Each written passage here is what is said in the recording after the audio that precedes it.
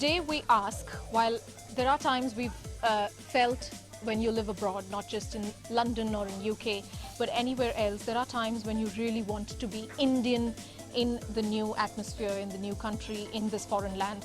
But here there is a sort of a silent revolution that's happening where people who are Indian at heart and otherwise are trying to move and give away this culture to the country they belong to or they live in. And how is that possible? In fact, a very, very novel idea of having Mahabharat in Britain. Let's go across to you. How is it, how is it that you are able to, or how is it that you will be able to give a bit of Indian culture to the British? Hi. Our culture is very rich, like it's got a very great history, and I always thought that I'm going to do something so these people could know what our culture is. And I used to teach Hindi, and I did so many plays like Mahabharata, and children, most of the children were white children. They used to dress up in there, and they used... Who played Lord Ram? Rama, who played Lord Ram? Was it a white child? It was a white child, yeah. And the Sita was white as well. They never knew the language, but so I used to write the script in English, and they used to like Hindi script in English, and they used to say and they used to perform, like, and people loved it. And their parents used to come, and this way we just trying to tell other people what our culture is. That, like, do they say their dialogues in Hindi, reading the English script. Lovely. Like how are you, like let's say kaise hain, so K-A-I-S-E, kaise hain, so they can read, and then with expressions, like when the fighting scene came, they were doing like this. So that was really good. I was very happy that at least they should know what our culture is. Isn't that beautiful? Isn't that beautiful? Because it's not just important to understand or to connect with your own culture here, but also to give a little bit of India to a foreign land, and particularly here, given we have the Mahatma statue here, we have Rabindranath Tagore's statue here. What are your efforts?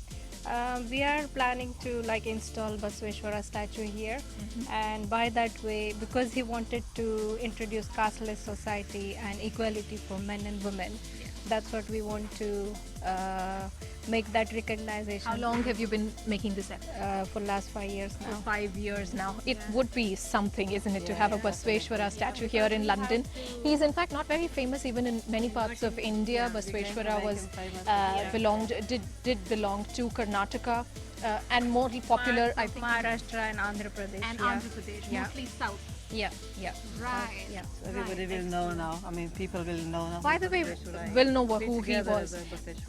You are also trying to get. By the way, what was the response to Mahabharat by the folks here? After Mahabharat, I did Ramayana as well, and we did Champa Chameli, giving Indian morals and everything through drama. So it's a lovely platform, drama and everything. Well received. Well received, yeah. Excellent. Excellent. Let me bring in the two of you. Can I first ask you, do you understand Indian culture completely, having been born here? I mean, I think it's different for everyone. So I went to India a few years ago, and that was my first time I experienced Indian culture. It's quite full on. It's very different to what you're brought up here with. But I think you just need to be there, embrace it. But again, I think it's different for everyone. Sure, it's a personal thing, isn't it? And what are the efforts that you would try to make to give a little bit of India here? Yeah, so at National Hindi Students Forum UK, we work around most universities in the country at campus level. And we really try to engage with the student community and the local Samaj, so Hindi students, Indian students, and also non-Indians who don't really know about our culture. So every year we have a Hindu Awareness Week, and that it works with other faiths as well, trying to promote all faiths and how they're connected, promote Hinduism to students on campus, people who don't necessarily know about it. Sure. And I think Hinduism but this is across faiths as well. Exactly. So it's at the same time as the NUS is Interfaith Week. So Excellent. we work with all the other So religious interfaith, societies. you're also trying to educate or rather make people aware about different cultures? Exactly. So Or is it Indian mainly? so I was obviously Hindu with Hindu Awareness Week, but it's also how we link to the other Indian religions, Eastern religions, and also thinking about how Western religions work and other religions work as well. Excellent. And how it brings together. She mentioned about the Ramayana, the Mahabharata being played by kids from here to an Indian and a mixed audience. Students, they say, have the biggest power when it comes to any campaign, when it comes to changes being made. What is it that students like yourself can do? I mean, so we are based at 55 universities at the moment, and our main thing, we create a home away from home. So as soon as students come into uni, they experience us for the first time. And then through that, they kind of work with the Samaj, they do good work, right? It starts from learning, serve activities, all sorts. And all being well received. Yeah, definitely. Of course, we've got a membership of over 4,000, and we In how much connect. time? Membership of 4,000? We've been here for nearly 25 years now. Right. So it's a long time. Yeah. It's a long time, and membership of 4,000 and hopefully growing. I mean, it's what it is. So once uni students then leave university, they then move on to other organisations. Right. So we have a network it's like of a chain effect. 80,000 people almost. So it's a big network. That's a good Yeah. number for a country like UK. So it is a chain network, and isn't it very, very beautiful and commendable, the effort, where you're not just trying to get back to India, you're not just trying to, the times when you miss home, you don't just go back to your own community, your own friends, your own kitty parties where you connect with each other and share the laddus, but you're also trying to share this with the rest of the world. On this very special episode of Out of England, this is such an inspiring thought, and hopefully more of such plays from the younger kids you're training. Excellent. We come to you from a very, very important part of London. Of course, it's central London, but from where I am standing at the moment, I can see Trafalgar Square, I can see London Eye.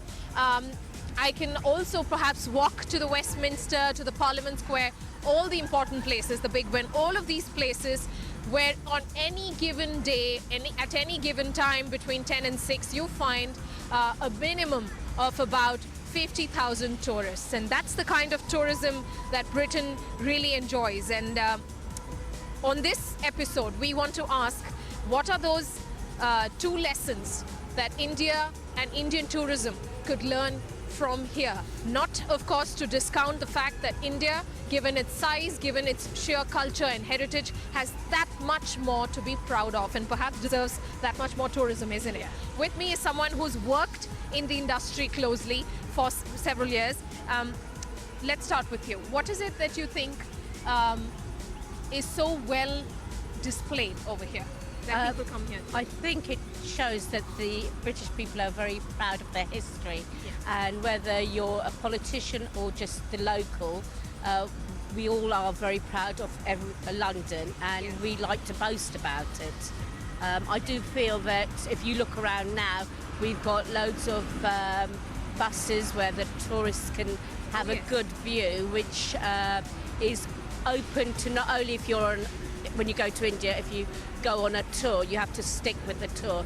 These are open to a variety of people that are visiting. Well, that's an important point, that perhaps the facilities are there for the tourists. Maybe India could, how about an open-top bus in India? Maybe a city like Hyderabad, where you can drive down to the Charminar, you can see the Charminar and also make around at the Golconda, perhaps. Yeah, perhaps. and they've got an advantage because they'll have better weather than we have over here. And if we can manage it over here, I'm sure they can manage it in India. Oh, sure. Yes. I think they should probably spend a bit more money like they do here. Like for example of today. What's happening? Yes. What is it that you would need investment for? Should there be more investment into technology to tell the story of, let's say, a Taj Mahal? Should there be technology used, or more manpower, or creativity used to tell that story? I think it needs a mixture of a lot of things: technology, information to people from abroad coming into India, who may, will probably want to see those things but don't realise they're there to be seen, to be. Sure. More information and have those information points. Yes, very important point. What's so different, British tourism and Indian tourism? The infrastructure of the transport system is fantastic here, so people can get by quite easy. There's lots of different things to do. The cleanliness of the streets and the way that we accept tourism is something that's good for us. It's easier to get a license in India than a bike, perhaps. Yeah, probably. Yeah. Also, we encourage tourists from lots of different countries with the cost of the visas and the cost of coming to here, and open up for all times of the year, really. Cost of visas, and isn't that quite some revenue for a country like the UK? And maybe India could learn that, surely. Very interesting point made, yes. Yeah, and I think generally everyone should be a bit more enthusiastic about promoting their country, and definitely the cleanliness, especially the toilets. Yeah, I think the cleanliness is quite important, because I think that puts me off visiting India with little children. Sure. And just be a bit more proud of the architecture, because India's got some beautiful architecture, which is not really promoted. Oh yes, particularly when it comes to monument, but not to, of course, discount the factor that Indians are very, very, very proud indeed of their culture and heritage. But perhaps there are some things that India does it very, very well too. What do you think are the lessons that a country like the UK could learn from Indian tourism? Oh, it's very exotic, very colourful. Oh, yes. Unlike the English, we're very the Indians are very loud, very interacting with people, very friendly. Yes. And we will, the Indian people do tend to mix and be very welcoming when you get there, whereas maybe sometimes around here Yes. the English are more reserved. Yes. So we Indians are more, should we say, friendlier? More friendly and warm. Yeah, very, very warm. Don't you agree? Yeah. Absolutely. One lesson that that India could give. Lesson that India could give is to be more open to other cultures. Oh, Maybe yes. from lots of different other countries could come down to India. Because I think, that's India. India's just so very accommodating. Very accommodating. Yes, and it's a very enterprising country. Yes. The food's great, but I think they've shared that already, isn't it? Sure, the curries are all over, indeed. So, some very, very interesting points indeed made. The things that perhaps India could learn is try and use technology, try and invest into telling a story that much better, like it is done in several other parts. Like, for example, the Anne Frank Museum is just so well done in Amsterdam, in Netherlands. Maybe those aspects could be learnt from. The cleanliness could be made better. The public transport system could be made better. And of course, the fact that let there be just that much more openness, perhaps. Yeah. I do also think in England they do cater a lot for the children, whereas in India most of the historical sites are based on the older travellers than the children. Yes. So I do think that maybe they should Maybe do that sensitivity aspect. and it keep would welcome more families coming to India, because it is. When was the last time you did a holiday in India? Well, we are going in February, Wow. so we're going to Goa, where we come from, and we're taking our daughter to show her the culture. So we did go last time 6 years ago. Okay.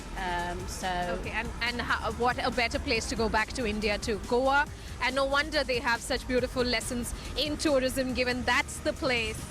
Yes, definitely. The beaches are beautiful, Yes. and even the historical bit around Goa is lovely. Olden and southern Goa Yes, is just yeah. Old Goa, where Yes. the cathedrals and the old churches are. So it is a beautiful destination that would also be good for younger tourists. Absolutely, and that's the beauty, isn't it? Because there's a Goa in India, there is a Kerala where you have just that beautiful greenery. Then you have something like a Karnataka where the maximum number of tigers are as compared to any other state. And then you have a Delhi and the Delhi Triangle where, of course, the monuments, the Red Forts, the Taj, and the gorgeous forts of Jaipur and Rajasthan are. So the variety is something that's incomparable. Perhaps a few lessons that it could learn from here and there, maybe a few tips that it could maybe add to its beauty, could bring in that much more revenue. And very nicely put by them, there are many things that Britain too, or maybe the UK too, could learn from India as well when it comes to tourism.